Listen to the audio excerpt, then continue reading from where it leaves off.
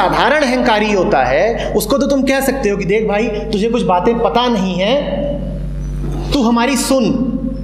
ज्ञानी को तो तुम कुछ समझा भी नहीं सकते। ज्ञानी कहेगा हमें क्या नहीं पता है। उसका ज्ञान अब अहंकार के हाथ का खिलौना है।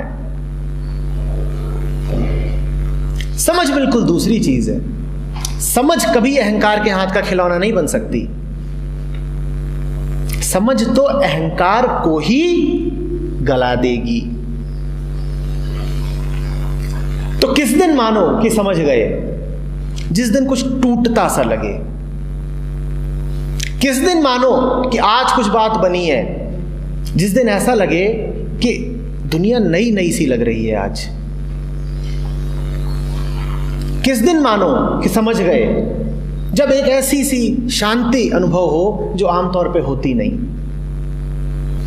दोनों तरह के अनुभव हो सकते हैं। एक अनुभव यह भी हो सकता है समझने पर कि पांव तले जमीन खिसकती नजर आए, कि जीवन के सारे आधार छिन गए, क्योंकि हमारा जो आधार है वो अहंकार ही है।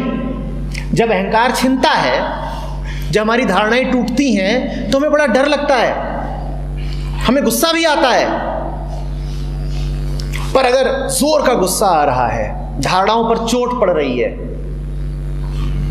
तो समझना कि कुछ हो रहा है, कुछ हो रहा है।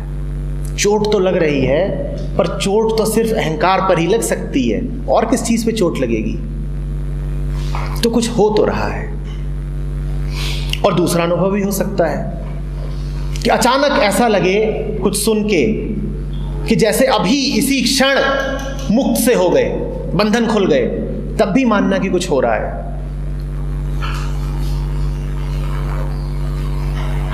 और जब ये सब न प्रतीत हो, तो इसका मतलब यही है कि पुराने ज्ञान ने नई सूचना को अपने आप में समेट लिया है। तुमसे कुछ बात कही गई जो मात्र शब्द तक ही रह गई है, और शब्दों में कुछ रखा नहीं है। क्या रखा है? इंटेलिजेंस वर्ड में क्या रखा है? उसे लेके घूमोगे? क्या रखा है? इंटेलिजेंस शब्द में तो अपने आप में कुछ भी कीमती नहीं है ना। तुमने शब्द इकट्ठा कर लिया, तुम्हें क्या मिल गया?